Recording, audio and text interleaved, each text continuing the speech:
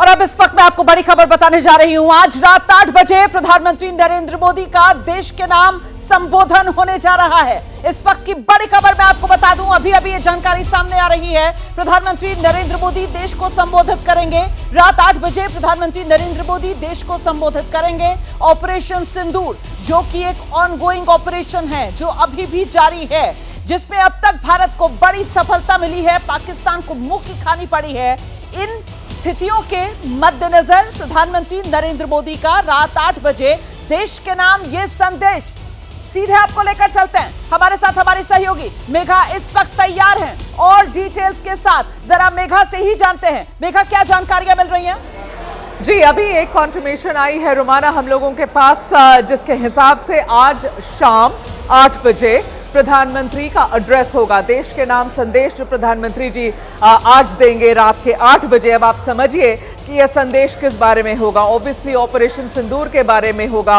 Obviously ये जो हो रहा है भारत और पाकिस्तान के बीच में, उसके बारे में होगा। याद रखिए रुमाना, हमने प्रधानमंत्री जी से ऑपरेशन सिंदूर जब से शुरू हुआ है तब से अभी तक किसी भी तरीके से कोई भी औपचारिक बयान प्रधानमंत्री जी के तरफ से नहीं आया है। सरकार के तरफ से आ रहा है, डीजीएमओ के तरफ से आ रहा है, डिफेंस के तरफ से आ रहा है, फॉरेन सेक्रेटरी के तरफ से आ रहा है, लेकिन प्रधानमंत्री जी ने अभी तक कुछ नहीं कहा था। उन्होंने सिर्फ और सिर्फ एक ही समय यह बात कही थी। वो कब कही थी? जब पहलगाम में आतंकी हमले हुए थे, तब प्रधानमंत्री जी ने 2 बार यह कहा था कि इसका बदला जब होगा तो आपके कल्पना के परे होगा। और यह भी कहा था आगे जाकर कि तैयार रहना चाहिए उन आतंकियों को, क्योंकि अब समय आ गया है उनको जमीन में, मिट्टी में मिला देने का। तो ये सारे शब्द थे प्रधानमंत्री जी के। लेकिन ये कब बोला था उन्होंने? पहलगाम आतंकी के हमले के 1 दिन और फिर 2 दिन बाद।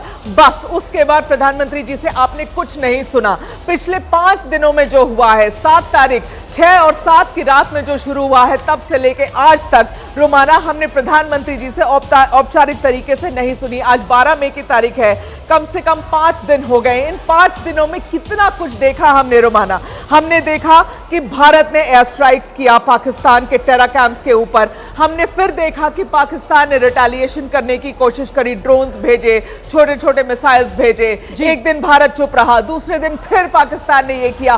फिर भारत ने 9 तारीख की सुबह में बहुत बुरी तरीके से पाकिस्तान को क्षति पहुंचाई। उनके 8 एयर बेसेस को बुरी तरीके से तोड़ दिया, स्पेशली उनके 3 बहुत बड़े एयर बेसेस, जहां के उनके F-16 और उनके इंपॉर्टेंट स्ट्रैटेजिक लोकेशंस को भारत ने क्षति पहुंचाई। उसके बाद पाकिस्तान किस तरीके से अमेरिका के पास गया, उन्होंने भीख मांगी सीज फायर की, भारत ने उस बात को सुनी नहीं। फिर भारत पर जब अमेरिका ने प्रेशर डाला, तब जाकर यह बात हुई कि हाँ चलो वहां पहले पहल होनी चाहिए पाकिस्तान से। तो पाकिस्तान घुटनों के बल भारत के पास आया, पहल करी सीज फायर की। भारत और पाकिस्तान के बीच में यह बात हुई है, ना अमेरिका का कोई लेना देना नहीं था।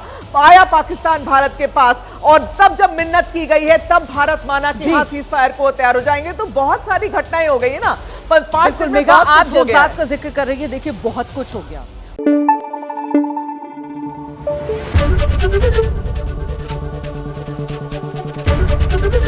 एबीपी न्यूज आपको रखे आगे।